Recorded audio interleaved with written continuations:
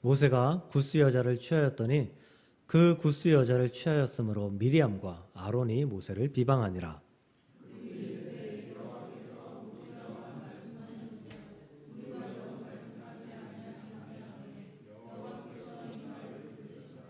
아멘. 네, 오늘 성경의 여인들 14번째 미리암입니다. 미리암. 네, 넌센스 퀴즈입니다.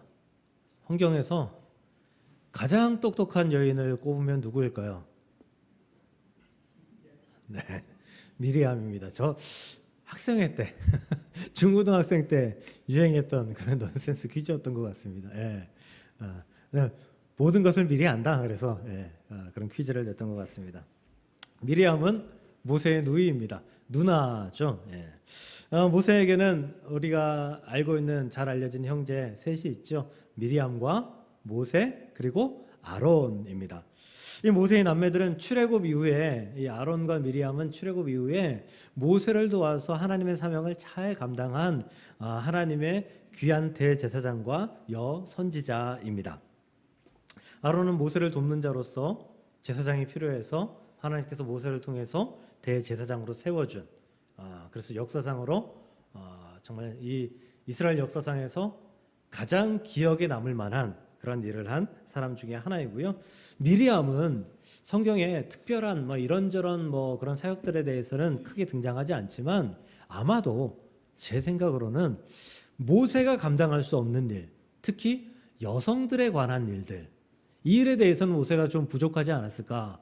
그래서 미리암 선지자를 세워서 하나님께서 미리암을 통해서 여성들을 잘 관리하고 보필하고 보살피면서 그렇게 사명을 감당하지 않았을까라는 생각을 해보게 됩니다. 이 미리암에 대해서 성경에 등장하는 사건은 세 가지 정도입니다.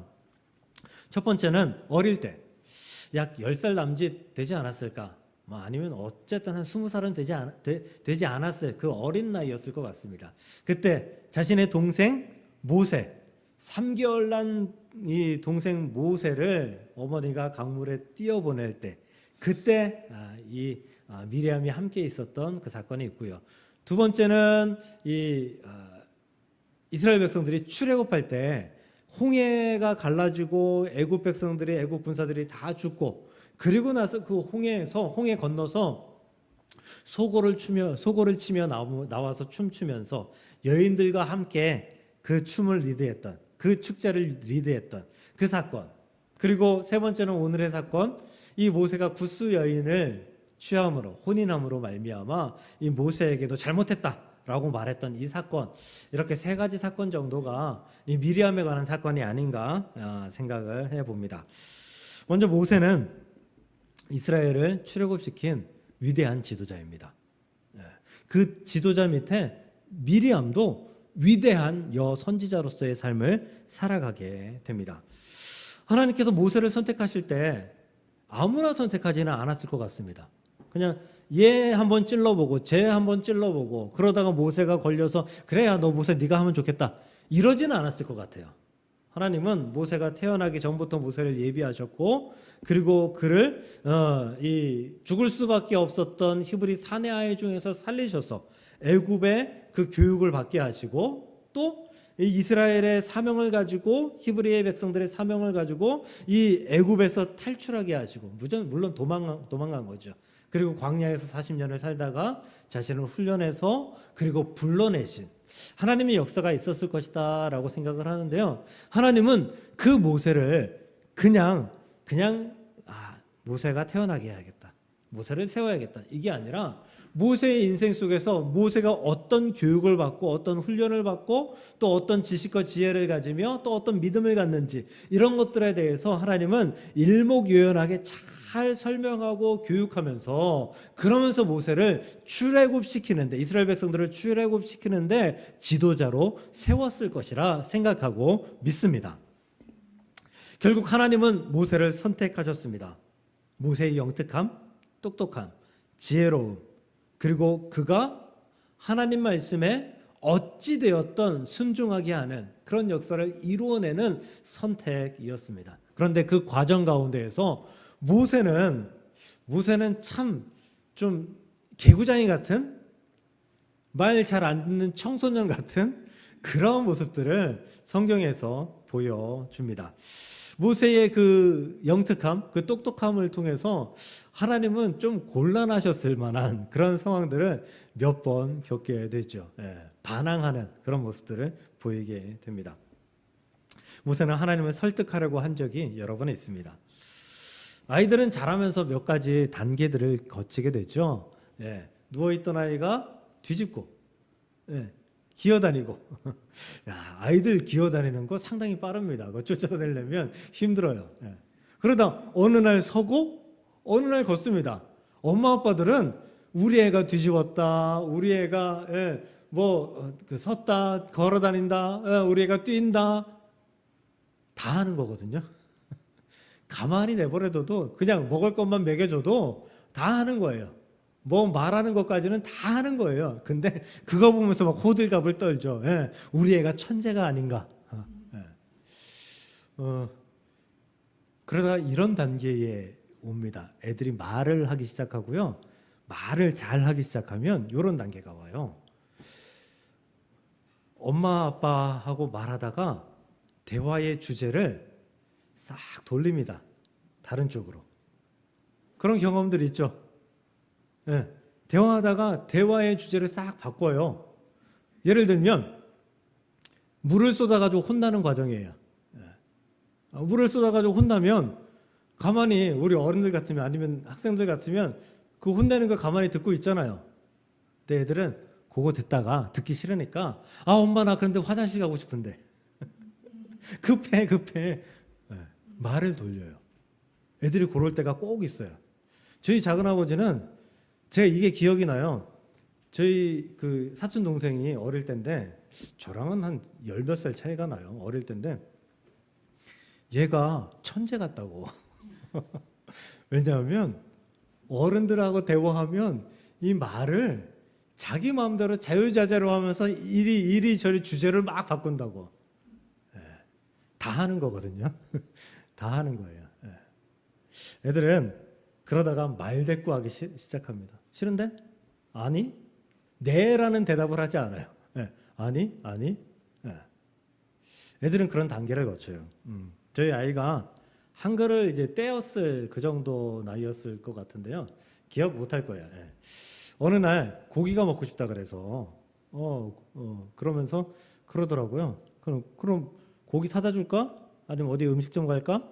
그랬더니 소마루를 가고 싶대요. 소마루. 근데 소마루는 없거든요. 소마루가 없어요. 근데 곰곰이 생각해보니까 소마루가 아니라 교회 옆에 있었던 우마루라고 하는 음식점이에요. 우마루. 야, 그거 우마루 얘기하는 거지? 그랬더니 아니래요. 소마루래요. 우마루가 맞는 것 같은데 소마루는 내가 들은 적이 없어, 본 적이 없어, 간 적이 없어. 우마루래요. 끝까지 우기더라고요. 애들은 잘 우기잖아요. 그리고 이제 우마루를 갔어요. 가서 그 음식점의 그 간판을 보니까 어떻게 적혀 있냐면 소 얼굴 그리고 한자로 우도 소우자가 아니라 버두자 그리고 마루로 한글로 적혀 있는 거예요. 소그림 한자 우 그리고 한글로 마루. 얘가 한자를 읽을 수가 없잖아요. 그 나이에. 그 소는 얼굴이 소니까 금방 판단하잖아요. 그냥 마루만 읽기는 좀 그러니까. 그러니까 그게 소마루라는 거예요. 가서 제가 설명을 했는데도 끝까지 우기더라고요. 소마루라고. 모세가 좀 그런 경향이 있었던 것 같아요. 하나님 말씀하시면 토를 달아요. 하나님 그거 아닌데요? 이거 그럼 이런 문제가 생기면 이거 어떻게 해요? 자꾸 토를 달았던 모세의 모습을 봅니다. 아니 모세에게 하나님께서 처음 나타나셨을 때 그 장소가 어디죠? 호렙산에 불은 붙었는데 타지 않는 떨기나무 앞이잖아요. 그래서 이곳은 거룩한 곳이니 내 신을 보스라. 그곳이잖아요. 이 떨기나무가 불이 붙었는데 타지 않는 것? 이것만으로도 엄청난 기적 아닌가요? 그러면 거기서 신을 벗고 하나님 앞에 엎드려가지고 말씀만 하옵소서 제가 따르겠나이다 이거 해야 되는데 모세는 거기서 하나님 앞에 이렇게 이야기를 해요. 하나님 당신은 누군데요? 하나님 당신은 누군데 나를 부르십니까? 그래서 하나님 설명해요. 나는 이스라엘의 하나님이다. 아브라함의 하나님, 이삭의 하나님, 야곱의 하나님이 바로 나다 설명해요. 그래도 안 들어요.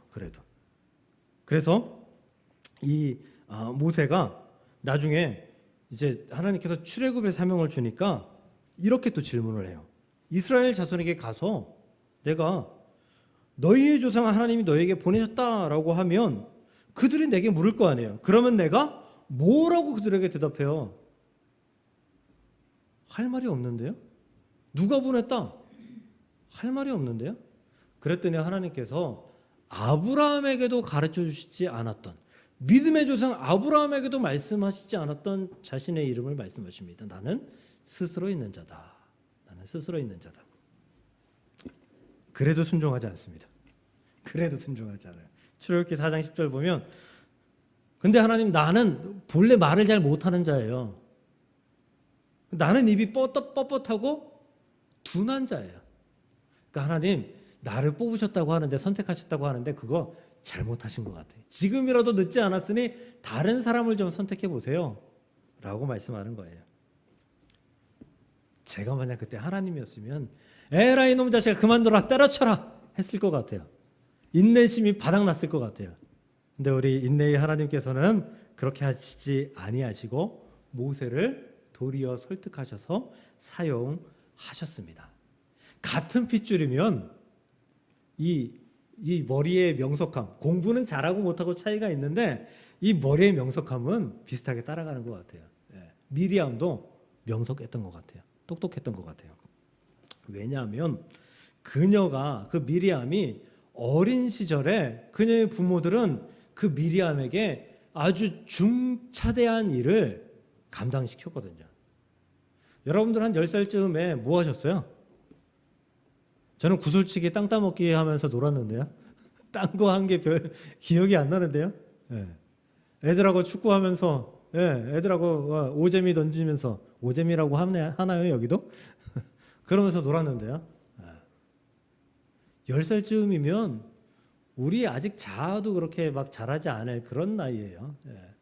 그냥 남들이 그냥 나한테 싫은 말 한마디 툭 던지면 그냥 성질이 확 뻗칠 그럴 나이예요. 그런데 이 미리암은 어머니 아버지의 말씀을 듣고 사명을 감당합니다. 그것이 바로 모세를 지켜보는 것이었습니다. 어머니 요게벳이 강물로 모세를 띄어보낼 때에, 바구니에 넣어서 띄어보낼 때에 미리암은 그 아이를 지켜보고 있었습니다. 왜 요게벳이 어머니 요게벳이 그 모세를 지켜보면서 따라가지 않았을까요? 따라가면 뻔하잖아요. 어머니라는 게 들키잖아요. 문제가 생길 거잖아요. 그러니까 따르게 시킵니다. 미리암은 모세를 보면서 쫓아갑니다. 먼 발치에서 눈에서 떨어지지 않게 쫓아가요. 그러다가 발견하죠. 애굽 공주가 모세의 바구니를 쳐다보는 것을 발견합니다. 그리고 열어보니까 이 모세가 처음에 났을 때 이 히브리 산파도 그렇고 이 요게벳도 그렇고 말이 모세가 잘생겼다 그랬거든요. 성경에 잘생겼다고 분명히 나와 있어요. 이 애굽 공주도 이 모세를 보고 아주 장대하고 잘생겼으니까 이 아이의 이 귀여운 모습을 보고 반했나 봐요. 그래서 데리고 가서 키우기로 마음을 먹습니다. 그때 이 미리암이 당당하게 나타나는 거죠. 저는 I형 인간이어서 내향형 인간이어서 그렇게 당당하게 못 나타납니다. 쭈뼛쭈뼛 됩니다. 해야만 할 때는 하지만 이게 참 곤란할 때는 잘 못합니다. 미리암은 당당하게 나가서 이렇게 얘기하죠. 얘는 아직 어리고 젖 먹어야 되는데 젖 먹을 사람이 있나요? 제가 이제 막 아이를 낳아서 젖이 풍부한, 젖을 아이에게 먹일 수 있는 한 유모를 알고 있어요. 그 유모를 당신에게 소개시켜 줄까요? 이 아이가 이런 당돌한 말을, 이런 담대한 말을 이렇게 행했다는 것은 이 아이가 보통 아이는 아니다. 분명히 이렇게 생각이 됩니다. 굉장히 똑똑했을 것이고 지혜로웠을 것이고 더구나 담대함도 있었을 것이고 그리고 그 가운데에 믿음도 있었을 것이라고 생각합니다. 결국 어머니 요게벳은 모세와 헤어져야 될, 모세를 다시 못 볼 그럴 상황에 처해졌는데, 어쩌면 모세가 죽을 상황에 처해졌는데 다시 자신의 딸 미리암을 통해서 모세를 만나게 되고, 모세에게 젖을 먹이며 모세에게 히브리 교육을 시키고 그 모세의 어머니로서의 역할을 할 수 있는 그런 기회를 얻게 됩니다. 그 모든 것이 하나님의 역사, 미리암을 통한 역사다라는 것이죠. 그러므로 미리암은 굉장히 똑똑했던, 지혜로웠던 그런 사람입니다. 그런데 우리는 똑똑하다, 지식이 많다, 이래서 지혜롭다라고 이야기는 안 해요. 똑똑한 사람은 그 똑똑함을 온전히 잘 사용해야지만 지혜롭다라는 이야기를 들어요. 우리 삼국지에 보면 그 유비와 제갈량이라고 나오죠. 여성분들도 이 정도는 다 알죠. 예. 유비와 제갈량이 나오는데, 이 유비는 제갈량 때문에 작은 군사로 인해서 정말 금방 멸망당할 수밖에 없는 그런 나라였음에도 불구하고 승승장구합니다. 엄청난 지략을 가지고 승승장구를 해요. 그래서 이 중국 사람들도, 그 삼국지를 읽은 사람들도 물론 가상의 인물이다라고 생각을 하지만 유비와 제갈량 이야기하면 매우 좋은 사람으로 비유를 합니다. 매우 지혜로운 사람으로 비유를 해요. 그런데 이 삼국지에 보면 똑똑하고 지혜로운 사람이 여럿 나와요. 그 중에 한 사람이 조조예요. 조조 굉장히 똑똑한 사람이에요. 굉장히 지혜로운 사람이에요. 유비하고는 비교가 되지 않을 만큼 아주 똑똑한 사람이에요. 근데 우리는 조조를 이야기할 때 어떻게 이야기하죠? 아주 간사한 사람들, 야비한 사람들을 비유할 때 조조 같다라고 이야기를 하죠. 지혜를 어떻게 사용하는가, 지식을 어떻게 사용하는가, 그것이 참된 지혜로 불릴만한가, 그 지혜를 사용하는 데 있어서 그 동기가 무엇이고, 그 동기가 선함인지 악함인지, 그것이 의로움이 포장되어 있는지, 그곳에 담대함이 포장되어 있는지, 그곳에 하나님을 향한 믿음이 들어가 있는지, 그것에 따라서 지혜롭다, 아니 교활하다 라고 판단할 수 있는 것입니다. 사랑하는 성도 여러분, 우리에게 모세와 같은, 그리고 미리암과 같은 지혜로움이 있기를 주님의 이름으로 간절히 축복합니다. 하나님이 주시는 믿음으로 말미암아, 그 믿음을 바탕으로 한, 의로움을 바탕으로 한, 그 선함을 바탕으로 한 지혜가 우리 안에 충만해서 하나님의 일들을, 하나님의 사명들을 감당할 수 있는 저와 여러분들이 될 수 있기를 주님의 이름으로 간절히 축복합니다. 미리암은 히브리 여인이었잖아요. 그리고 똑똑했으니까 히브리 여인으로서의 삶의 기준이 분명하게 있었을 거예요. 아주 확고하게 있었을 거예요. 그것들 중에 하나가 우리는 선민이다, 하나님이 선택하신 백성이다. 지금 유대인들도 자신들을 선민이라고, 아직까지 선민이라고 하죠. 예, 그 사람들은 신약을 인정하지 않으니까 아직까지도 자신들만 구원받는 자들이다라고 얘기해요. 그러면 다른 사람들은 뭐냐라고 물으면 뭐라고 대답할까요? 하나님께서 자신들을 구원하시기 위해 하나님이 선택하셨고, 나머지 사람들은 악한 사람들을 심판해야 되는데 지옥에 불쏘시개가 부족해서 만들어 놓은 불쏘시개다라고 얘기를 해요. 그 정도로 이 선민 사상이 강해요. 아주 강해요. 이방 민족과 절대 섞여서는 안 돼요. 혼인해서 안 돼요. 어떤 우상도 받아들여서는 안 돼요. 이게 가장 기본적인 히브리 사람들의 믿음이에요. 믿음의 기준이에요. 근데 이 믿음의 기준, 삶의 기준이 무너지는 사건이 발생하는 거죠. 그것이 오늘 말씀이죠. 모세가 이 구스 여인, 이방 여인을 아내로 들인 거예요. 구스라고 하면 에티오피아라고 할 수 있습니다. 에티오피아. 에티오피아는 어디죠? 북아프리카. 아프리카예요.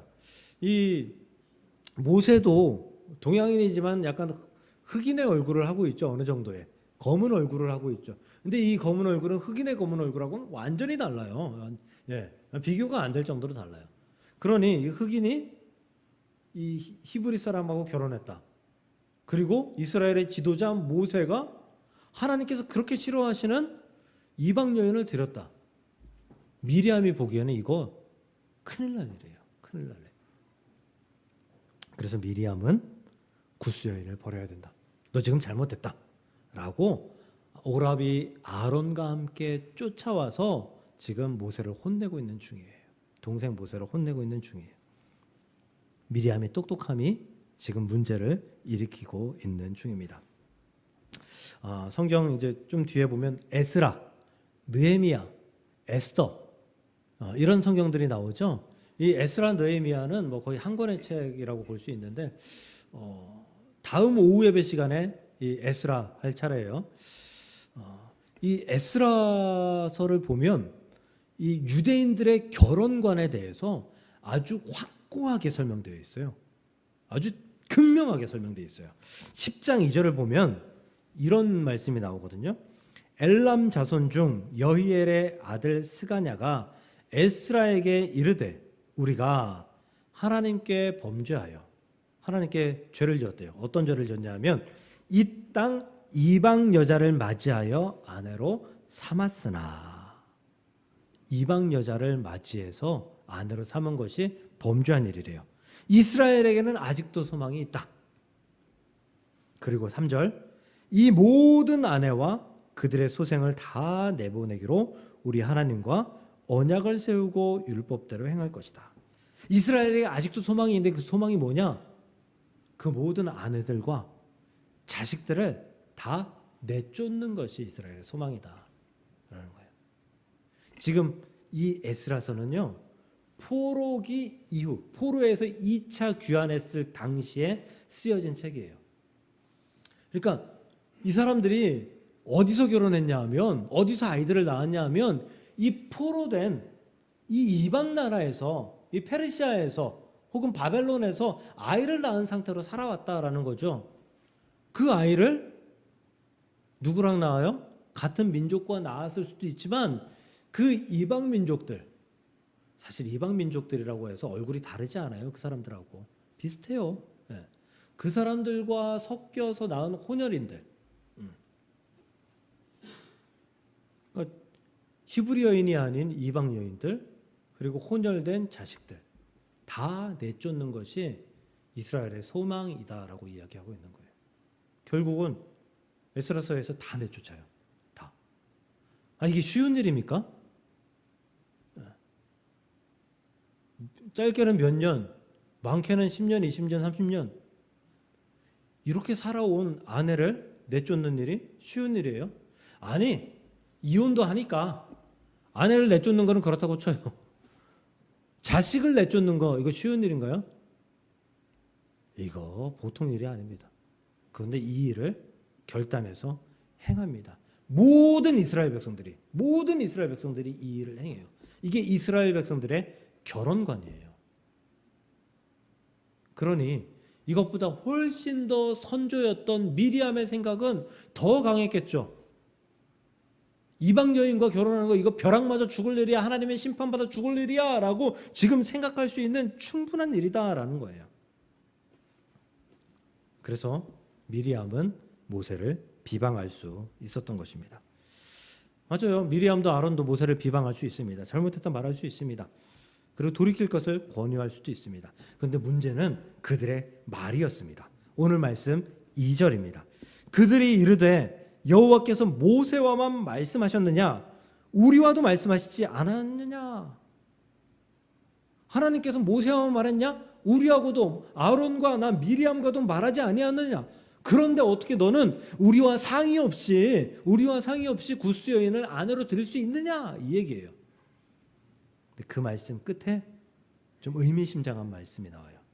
그렇게 말씀하매 여호와께서 이 말을 들으셨더라. 하나님께서 모세를 지도자로 세우셨습니다. 아론은요? 하나님이 세우셨죠. 미리암은요? 하나님이 세우셨죠. 그런데 거기에 한마디가 들어갑니다. 하나님이 모세를 통해 세우셨습니다. 하나님이 세운 자는 모세입니다. 하나님 모세를 통해서 아론도 세우고 모세를 통해서 미리암도 세웠다라는 거예요. 그 아론과 미리암이 모세의 형제가 아니었다면 그들은 선택받지 못했을 가능성도 높았다라는 이야기죠. 더구나 그 이후에 읽지 않은데 6절 말씀 보면요. 이런 말씀 나와요.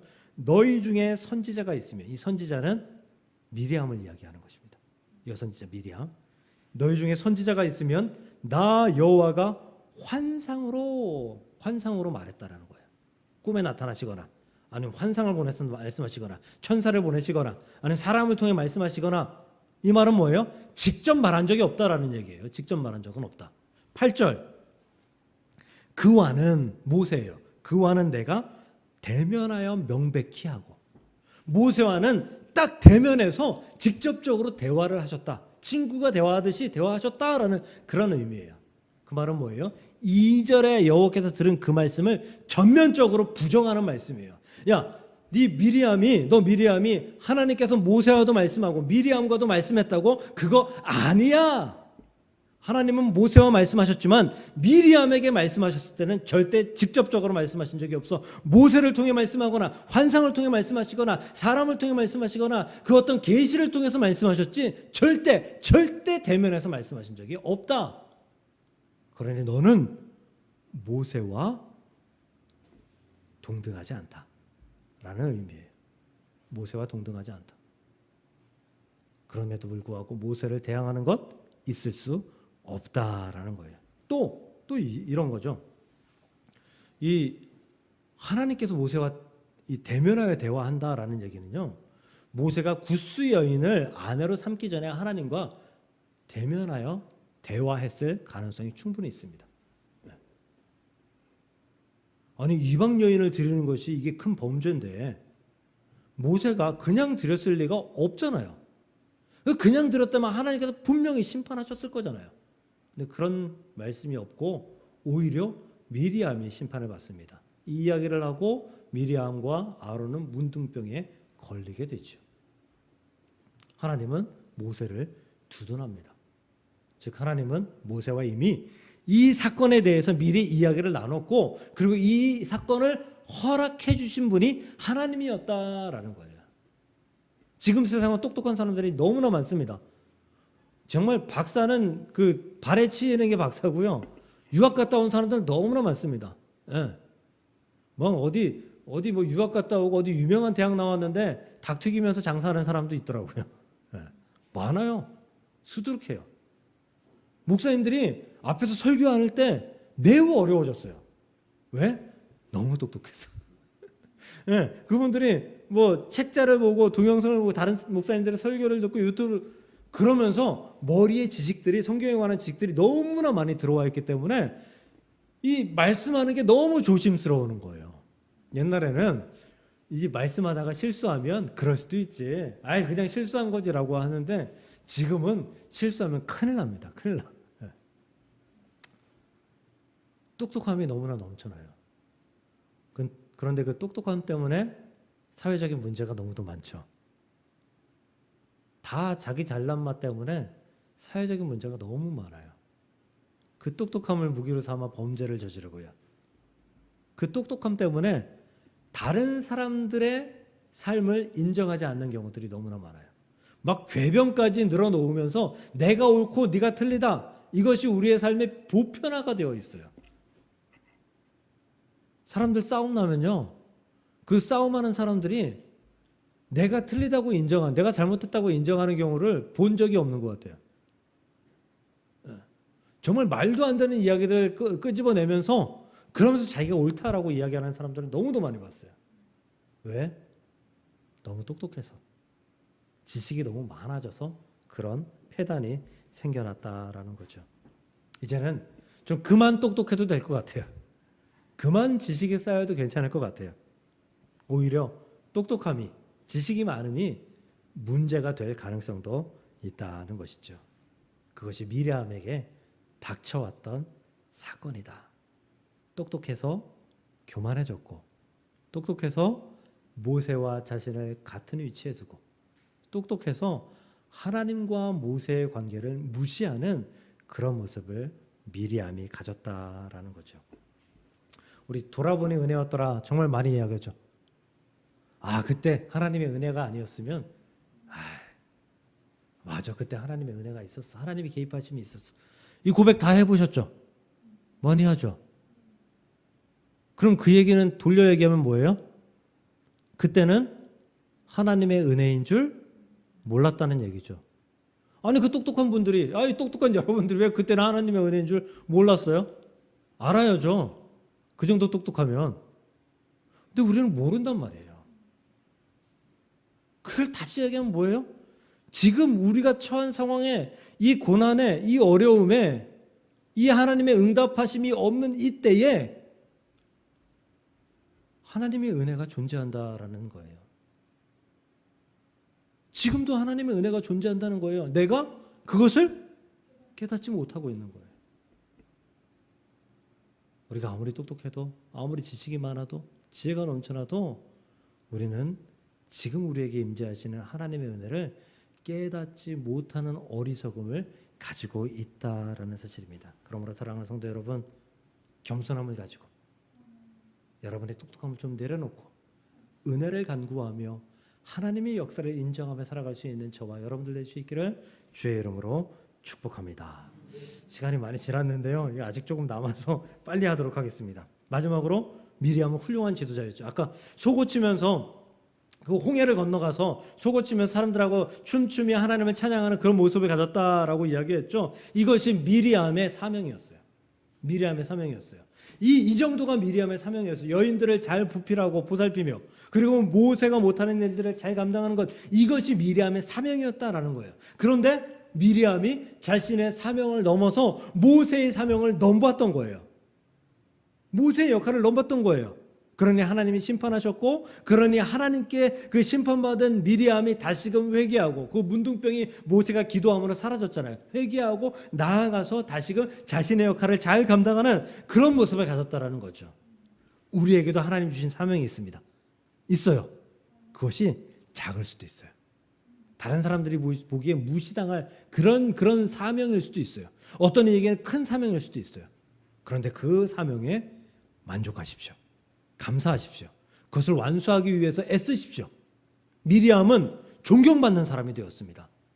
비록 모세에게 한번 대들어서 문둥병이 걸렸지만, 그리고 나았지만, 이후에 미리암은 존경받는 사람이 되었어요. 최초의 여선지자로서 미리암이 위대한 삶을 산 사람으로서, 모세의 보필자로서 미리암은 존경받는 사람이 되었어요. 왜? 돌이키고 회개하여 자신의 사명을 온전히 잘 감당했기 때문에.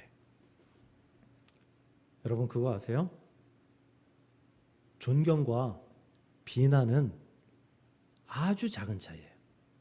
존경받는 사람과 비난받는 사람은 아주 작은 차이예요. 저는 가장 안타깝게 생각하는 분이 김삼환 목사님이에요. 저는 학교 다닐 때 목회를 하면서 정말 가장 존경하는 사람이 그분이었거든요. 가장 존경하는 사람. 스캔들 하나 없이, 스캔들이라고 하면 여러 가지들을 이야기합니다. 스캔들 하나 없이 그 큰 교회를 그렇게 지혜롭게 이끌어 가시는 모습에 정말 그분과 같은 그런 인격과 그런 믿음을 가져야 된다. 정말 그분을 놓고 많이 기도했어요. 그분과 같은 삶을 살게 해달라고.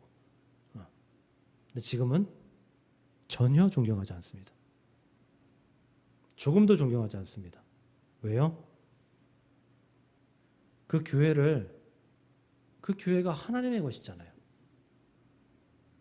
하나님의 것에 하나님께서 일하시도록 둬야 되는데, 그 교회를 마치 자신의 것인 마냥 그 교회를 세습하기 위해서 온갖 거짓말들을 행하면서 일들을 이루어낸 것을 봤을 때 저는 그분을 존경하지 않습니다. 이제는 비난합니다. 우리도 그럴 수 있습니다. 미리암은 존경받는 사람인데 존경받는 사람으로 남을 수 있었던 것이 그의 잘못에 대한 돌이킴이었습니다. 그의 사명을 온전히 잘 감당함이었습니다. 우리도 우리의 사명을 잘 감당할 수 있기를 축복합니다. 이거 감당하지 않고 남의 거 넘보면 비난받는 삶을 살게 되는 것입니다.